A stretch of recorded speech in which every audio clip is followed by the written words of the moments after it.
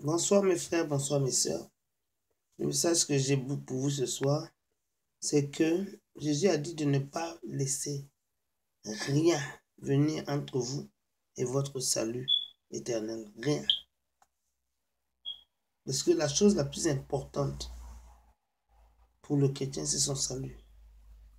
Sur cette terre, on est là, vraiment. Nous sommes comme des pèlerins, comme disent les musulmans. Nous sommes comme des gens qui sont en transit. Nous sommes de passage. Et la vie est très courte. Surtout pour Dieu qui est éternel. Notre vie, là, on est comme de la vapeur. Et nous ne devons pas permettre que les choses du monde nous empêchent de trouver le salut éternel. Nous devons faire très attention. Parce que les choses du monde peuvent t'empêcher. Il y a des choses qui peuvent affecter ton salut, qui sont très dangereux. Par exemple, être marié à quelqu'un qui n'est pas chrétien. D'abord, c'est un péché. C'est pour ça que Dieu avait dit dans la Bible, Jacob j'aime et Esau je hais. Dieu n'a pas trop aimé Esau, parce que Esau, c'est un homme qui s'est marié avec les femmes étrangères. Il était marié avec les femmes, je crois, de Canaan. Alors que Jacob, lui, il est parti marier une femme de sa famille.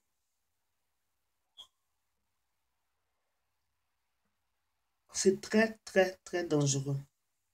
Il y a des choses qui peuvent faire que tu rates ton salut. Les mauvaises compagnies.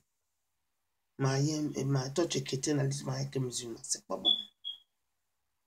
Ou bien même dans l'église, tu peux être quelqu'un qui est marié avec quelqu'un qui est un faux chrétien, un chrétien charnel. Il n'est pas vraiment quelqu'un qui a peur de Dieu. C'est des choses qui peuvent t'affecter. C'est pour ça qu'il faut faire très attention. La rancune, c'est des choses qui peuvent faire que tu peux rater le salut. Mais quelqu'un qui aime toujours être avec les gens du monde, là, qui veut qu'on l'aime, qu'on l'approuve dans le monde. Tu as des amis et puis qui n'ont pas le même sens de valeur que toi, c'est pas bon. La Bible dit qu'il ne faut même pas t'asseoir sur le banc avec quelqu'un qui est un pécheur. Il ne faut pas t'asseoir avec eux, pas manger avec eux. Il faut t'éloigner de ces gens. La Bible est claire. Mais l'enfant de Dieu, lui, il veut expérimenter des fois. Il veut sentir qu'il est libre. Alors que des fois, ce que la parole de Dieu dit, c'est la vérité. Tu peux rencontrer un homme qui te dit, oui, on peut se marier, toi tu es chrétienne, moi je fais ma religion, bon, ça ne me dérange pas. C'est pas vrai, il n'y a pas. C'est pas bon. Quand tu vis avec un homme, que toi tu es chrétienne, que lui n'est pas chrétien, ce n'est pas bon. Tôt ou tard, il y aura des problèmes. Disons par exemple que tous les dimanches tu dois aller à l'église, mais parce que ton mari n'aime pas que tu sortes le dimanche, tu peux te retrouver en train de rabaisser tes valeurs chrétiennes et commencer même à ne plus aller à l'église régulièrement. Je connais des femmes qui, à cause de leur mari, n'allaient pas à l'église parce que mon mari, dimanche c'est le seul jour où on est ensemble, il ne veut pas que j'aille à l'église. La femme ne va pas à l'église. C'est pour ça que la Bible dit que si ta main droite te cause à pécher, coupe-la. Il y a des choses qui ne sont rien qu'un l'air inoffensif, mais qui peuvent t'affecter. Les gens avec qui tu t'associes. La Bible dit plusieurs fois, sors du milieu d'entre eux. Vous devez faire très attention. Des choses aussi comme quelqu'un qui ne garde aucune, qui ne sait pas pardonner. Ça, c'est pas bon. Il ne faut laisser rien. Le salut, là, c'est très précieux. C'est pour ça qu'il ne faut rien laisser, quelque chose qui est très précieux. Ne laissez rien venir entre vous et votre salut. Il faut faire très attention. C'est ce que Jésus a dit. Et puis vous pouvez prier même, demander à Jésus, mais est-ce qu'il y a quelque chose qui va m'empêcher de rappeler? Est-ce qu'il y a quelque chose qui peut venir contre mon salut? Mais faites attention à ça. C'est très important. C'est pour ça que des fois, il faut se séparer des gens. Il y a des gens qui vont vivre avec vous, vous provoquer jusqu'à ce que vous allez aller en enfer, à force de vous battre. Des fois, c'est bon de se séparer. La Bible dit que si ton bras droit te cause à pécher, ou à faire du mal, prends ça, coupe ça. C'est sérieux. Hein?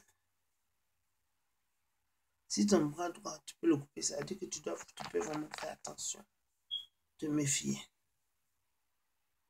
Parce que ce n'est pas tous ceux qui sourient avec toi, avec ses dents, devant toi, qui ne peut ne pas, qui peut te donner un coup de pied dans le dos, un coup de couteau. Donc, à bon entendeur, salut. Travaillez pour le royaume des cieux. Et vous ne serez pas déçus. Si quelqu'un qui m'écoute ne connaît pas Jésus, veut accepter Jésus comme sauveur personnel, répétez avec moi. Seigneur Jésus, viens dans ma vie. Sois mon sauveur personnel. Je te remercie, Seigneur Jésus, parce que tu me pardonnes tous mes péchés et que mon nom est écrit maintenant dans le livre de la vie. Je te remercie que parce que tu me pardonnes tous mes péchés que j'ai commis. Merci, Seigneur Jésus, pour tout ce que tu as fait, tout ce que tu vas faire pour m'avoir délivré et enlevé tout ce qui peut m'empêcher de connaître la vie éternelle. Je te remercie, Seigneur Jésus, pour tout ce que tu vas faire pour mon nom qui est maintenant écrit dans le livre de la vie et pour tout ce que tu vas faire pour moi et à travers moi. Parce que j'ai prié, que j'ai cru au nom de Jésus-Christ. Amen. Que Dieu vous bénisse, soyez bénis. Bye.